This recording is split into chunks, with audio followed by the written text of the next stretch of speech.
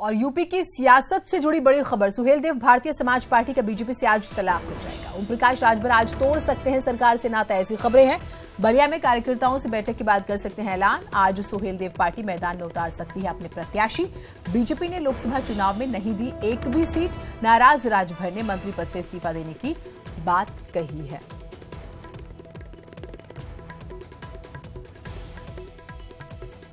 तो ओम प्रकाश राजभर को वैसे तो आपने बहुत बार उनके बयानों के लिए सुना होगा, विवादित बयान देते रहे, अपनी पार्टी को कटघरे में खड़ा करते रहे और उसके बाद कई बार जो है राष्ट्रीय अध्यक्ष अमित शाह उनसे मिले भी, सोचा सब कुछ ठीक हो जाएगा, लेकिन फिलहाल एक भी सीट नहीं मिली।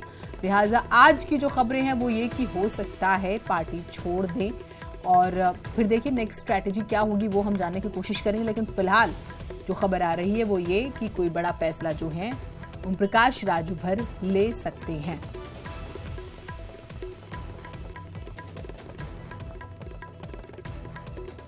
तो यूपी की सियासत से जुड़ी ये बड़ी खबर है। सुहेलदेव भारतीय समाज पार्टी का बीजेपी से आज तलाक हो सकता है। ओम प्रकाश राजभर आज तोड़ सकते हैं सरकार से नाता।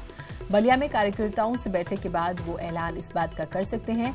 आज अपने प्रत्याशियों के नामों का ऐलान वो जो है कर सकती है, क्योंकि बीजेपी ने लोकसभा चुनाव में नहीं दी है एक भी सीट। नाराज राजभर ने मंत्री पद से इस्तीफा देने की बात कही है। और देखिए जिस तरह से वो बयानबाजियों के जरिए अपनी ही सरकार को कई बार घेरा करते थे, तो हो सकता है ये चीज जहन में रही हो और इस वजह से जो है ये फैसला पार्टी ने किया हो कि ठीक है, हर बार जो है कई बार ऐसा कहा गीदड़ भपकी देना, बार बार जो है अपनी पार्टी को कटघरे में खड़ा करना, सरकार को कटघरे में खड़ा करना, तो शायद ये रहा हो पीछे। अजीत हमारे साथ, हमारे सहयोगी जुड़े हुए हैं। अजीत, जो हुआ है जैसे सीट नहीं मिली है, ऐसा तो राजभर ने भी नहीं सोचा होगा।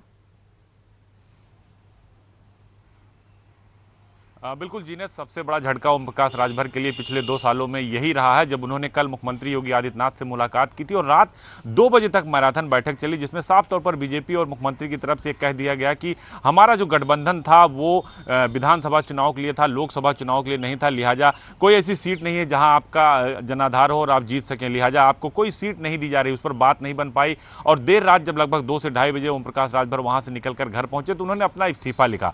इस्तीफा लिखने के बाद जो उनकी पार्टी के राणा अजीत सिंह है, जो पार्टी के राष्ट्रीय प्रवक्ता हैं, वो भी बीज विकास निगम के अध्यक्ष हैं। उनके बेटे जो अरविंद राजभर हैं वो लघु सूक्ष्म उद्योग के चेयरमैन हैं। इसके अलावा 6 सदस्यों को सरकार ने निगमों में जगह दी है, उनको मेंबर बनाया है, यानी पोर्टफोलियो दिया है। तो निश्चित तौर पर सभी लोगों ने अपना इस्तीफा लिखा और दोबारा मुख्यमंत्री से मिलने का समय मांगा और 24 घंटे से अधिक का वक्त हो गया, मुख्यमंत्री की तरफ से कोई कॉल नहीं आई, कोई उनको समय नहीं दिया गया और अब आज मुख्यमंत्री उड़ीसा के दौरे पर चले गए। तो अब ओम प्रकाश राजभर के पास कोई रास्ता नहीं बचता, क्योंकि उनकी पार्टी का जो अस्तित्व है वो खतरे में आ जाएगा। उनके जो राष्ट्रीय प्रवक्ता उनसे बात हुई मेरी थोड़ी देर पहले, तो उन्होंने कहा कि अब हमारे पास कोई विकल्प नहीं है। लिहाजा आज बलिया में ओम प्रकाश राजभर कार्यकर्ताओं के साथ एक मीटिंग करेंगे, जो उनका मुख्य कार्यालय है पूर्वांचल में ओम प्रकाश राजभर की जो सुहेलदेव समाज पार्टी का, वहां पर आज वो किसी भी वक्त जब पार्टी कार्यकर्ताओं से मुलाकात करेंगे उसके बाद वो अपने प्रत्याशियों की घोषणा कर सकते हैं। यानी बीजेपी से उनका ये 2 साल का गठबंधन था, जो नाता था, वो टूट जाएगा अगर वो अपने प्रत्याशियों की घोषणा करते हैं। जो कहा जा रहा है सबसे पहले घोसी, चंदौली और अंबेडकर नगर की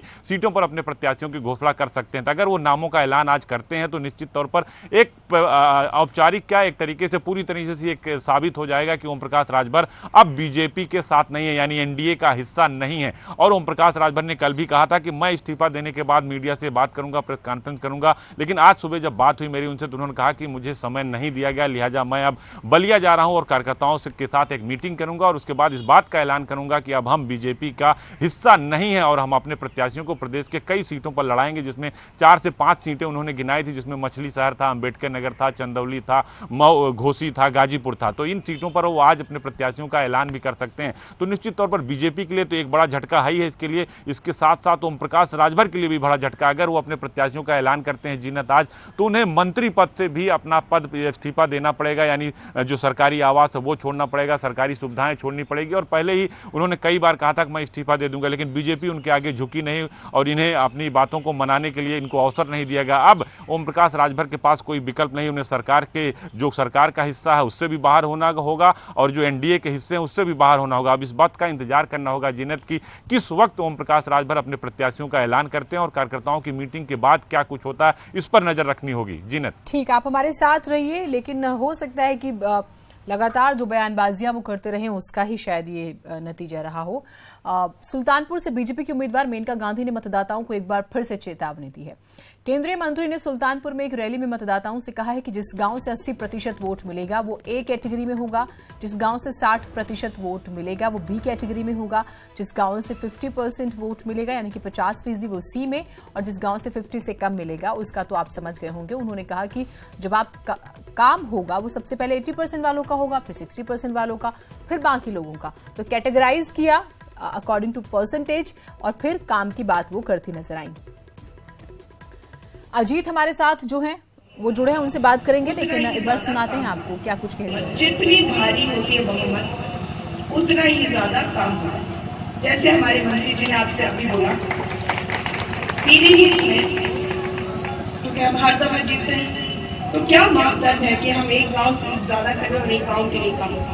और मापदंड हमने ये रखा कि हम हर गांव में ABCD करें। जिन गांव में 80% वोट मिला वो A, जिसमें B मिला वो जिसमें 60% मिला वो B, जिसमें 50% मिला वो C है, और जिसमें 50 से कम और हम हारे हैं वो D।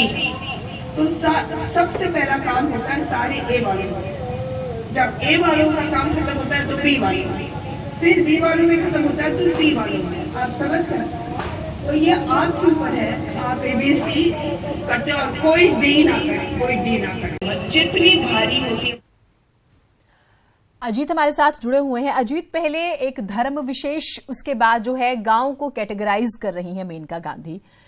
एक बहुत बुनियादी सी बात हम ये देखते हैं कि इस देश में 30%, 32%, 35%, 40% अलायंस के साथ हम देखते हैं कि सरकारें बनती हैं और वो राज करती है 5-5, 10-10 साल, दोबारा जब आती है तब भी। उस हिसाब से ये कौन सा फॉर्मूला है, ये कौन सा कॉन्सेप्ट है, आप क्या थ्रेट करना चाह रही हैं?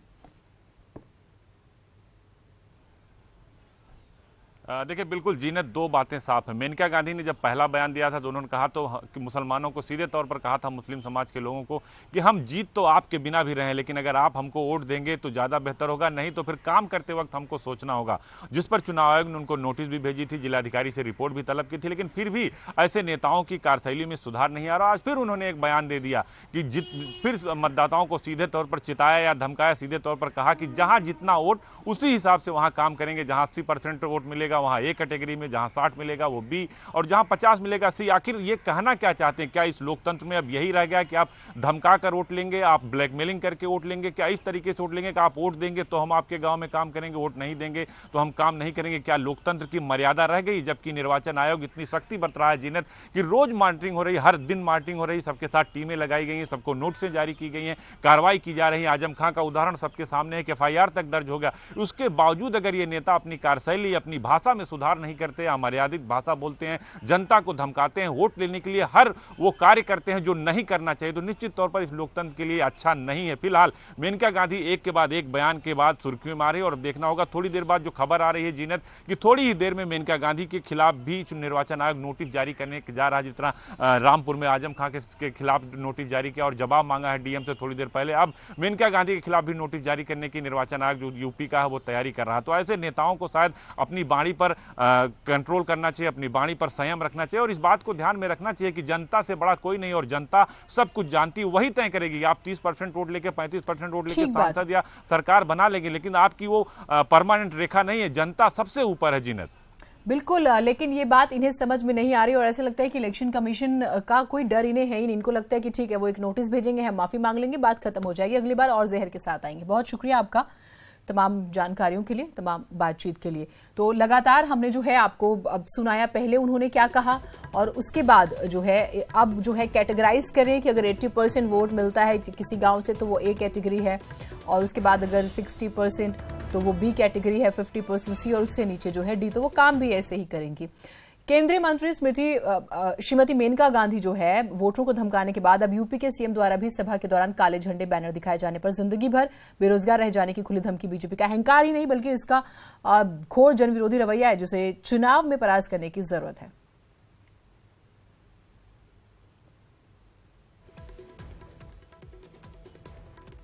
दरअसल हम आपको बसपा सुप्रीमो मायावती का ट्वीट जो है वो दिखा रहे हैं। कल दरअसल मुख्यमंत्री योगी आदित्यनाथ का एक वीडियो जो है वो वायरल हो रहा है, जिसमें वो बेरोजगारों को पहले तो बोलते हैं कि नीचे करो, जिंदगी भर बेरोजगार रह जाओगे, उसके बाद कहते हैं कि इनको एंट्री नहीं तो इनको बाहर निकालो। इस तरह का एक उनका वीडियो जो है वो वायरल हुआ और उसके बाद से जो है उन पर भी अब सवाल उठ रहे हैं और मायावती ने उनका जो ये रवैया था उसे जन विरोधी करार दिया है।